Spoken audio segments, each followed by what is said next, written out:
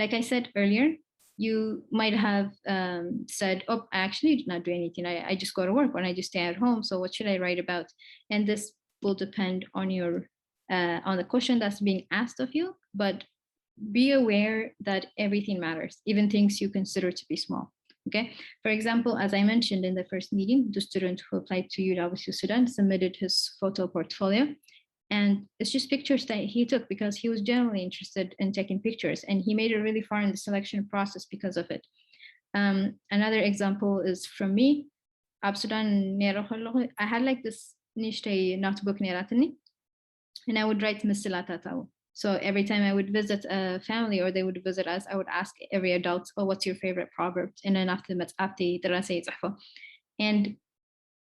it represents me, as a person who loves proverbs. And the last example I will tell you is a person from South Africa. He posts stories on his Facebook. And this is not because it's a student activity or that he's forced to do it. He just does it because he loves it, He writes about what's going on in his family, what's going on with his friends, about the world and everything that he's interested in. So don't get me wrong, I'm not telling you to have a photo portfolio or to have a proverbs notebook or to write short stories. I'm telling you to dedicate time for the things that you are interested in. Okay? So whatever you do for fun or in your free time should show me what kind of person you are. There's no wrong answer. Just show the selection committee you have interest. And most of you said there's no student activity in your school. You do not have to wait for someone else to create a student activity. You can do it, okay? For example, one of you said you like to watch documentaries.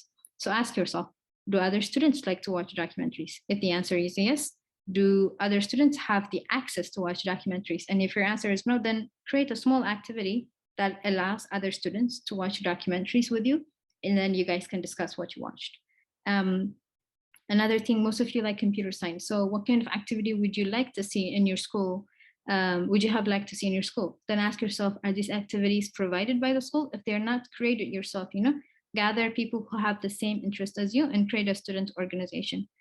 Like, I'm going to tell you an example. In my school, there are like 100 student organizations, and I guarantee you more than half of them were established by students themselves. Okay, of course, don't lose focus in your school. Your grades remain important, but in your free time, don't be afraid to implement whatever activities you are interested in. And if you need help, ask your school, let them know, hey, I'm thinking about this and this. I think it'll be helpful for the students. Can you help me with it? Okay. Because essentially what the selection committee wants to see is okay. I'll meet you guys individually on December 30 to help you brainstorm some stuff. But for now, I will end this video here. I hope you learned something.